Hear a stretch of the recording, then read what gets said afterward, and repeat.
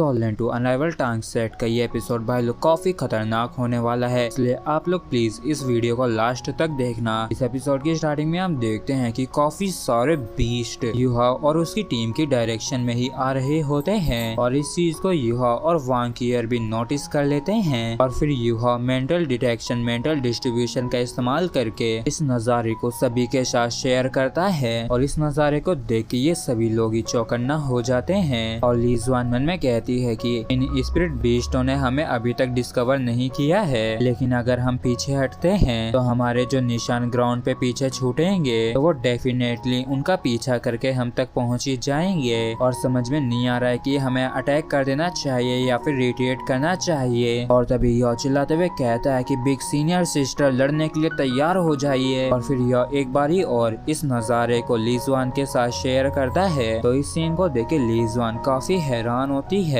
क्योंकि ये समझ चुकी थी कि ये इनकी घेराबंदी कर रहे हैं और ये मन में कहती है कि क्लियरली इन स्पिरिट बीस्टों ने हमें काफी पहले ही डिस्कवर कर लिया था और लगता है कि ये हम सभी को एक ही झटके में पकड़ लेना चाहते हैं। और फिर ये सभी से कहती है कि सभी लोग बैटल के लिए तैयार हो जाओ। इन स्पिरिट बीस्टों के साथ डील करना इतना आसान नहीं है, इसलिए तुम लोग इन्हें हल्के में मत लेना और तुम सभी लोग ही अपना पूरा जोर लगा के लड़ना। और मोजवान तुम अपने हलों को अनलीश करो, जिसके लिए मोजवान भी मान जाता है। और हम देखते हैं कि ये स्पिरिट बीस्ट काफी करीब आ चुके होते हैं तो यह चिल्लाते हुए कहता है कि ये यहाँ पे आ चुके हैं। और हम देखते हैं कि इन स्पिरिट बीस्टों की आंखें अजीब तरीके से लाल हो रखी होती हैं और इन स्पिरिट बीस्टों को अपनी तरफ आता देख ली जुआन अपनी स्पिरिट रिंग्स को रिलीज करते हुए कहती है कि ये तो वास्तव में ब्लड रेड बेबून्स हैं और जो ब्लड रेड बेबून्स होते हैं उनकी काफी ज्यादा पावरफुल फिजिकल स्ट्रेंथ होती है। और न सिर्फ इतना बल्कि इनके पास तो खुद की भी एक इननेट स्पिरिट टेक्निक है जिसे ब्लड थर्स्ट भी कहा जाता है। और ये ब्लड थर्स्ट की मदद से